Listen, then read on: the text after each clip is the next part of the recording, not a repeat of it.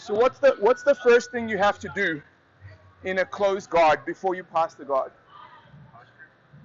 Yeah, posture is part of the answer, but before, where am I trying to go from here? Anyone? I have to open the guard, right? I have to open the guard before I can pass it because it's closed here.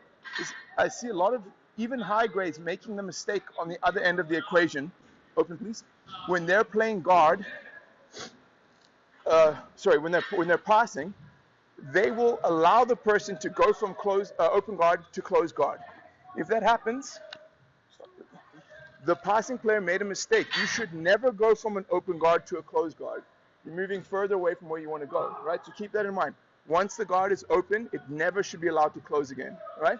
So the first thing I want to do when I'm playing closed guard is to unlock the guard.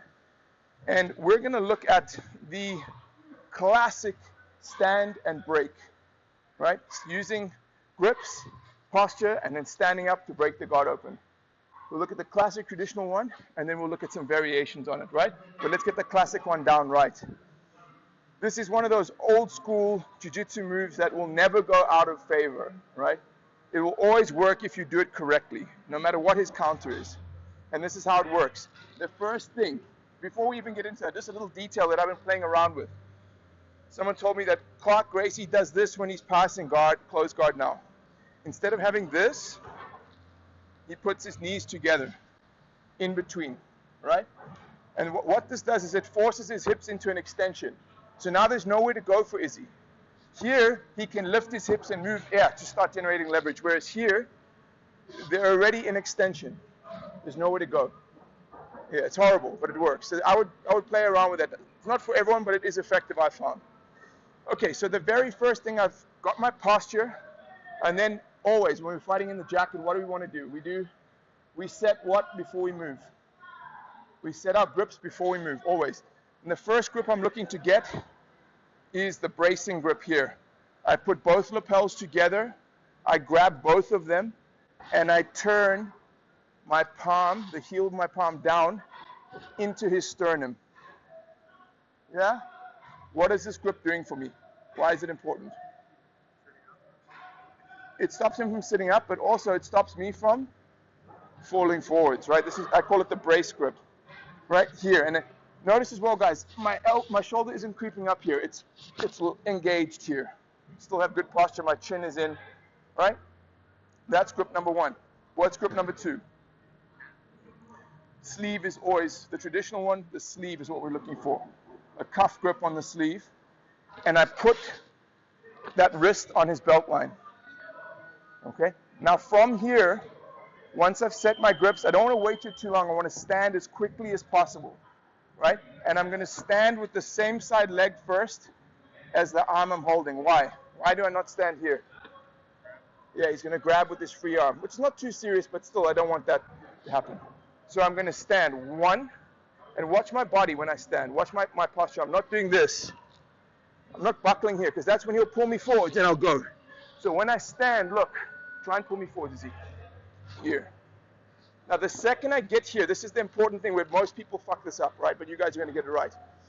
The second I'm off my knees and I'm standing, you want to think to yourself, I always ask this question, am I the fireman's pole or am I the jungle gym or the monkey bar gym, right?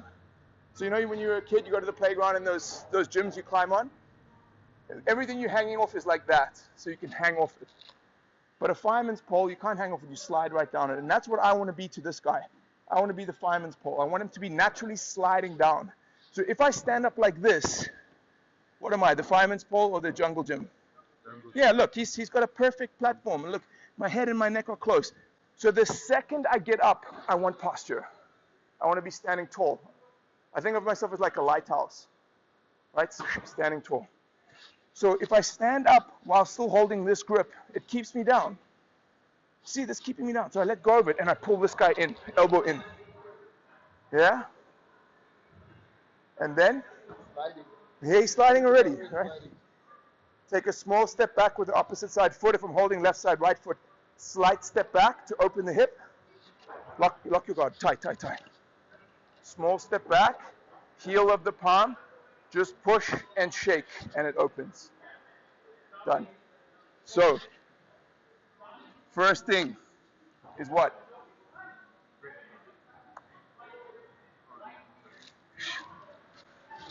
Force them into extension. Yeah? Then, grips. 1. Why do I not just take 1? Moves. Here. 1, 2. Sleeve, and then what I do with it? Bam! Put it on there. Once I've got this, what do I do? Yeah, but when I step up, what do I make sure not to do? Yeah, I don't do this, because look, if I do that, my arm's buckling already. Guys always do that. They go like this. And then I just pull them forward, right?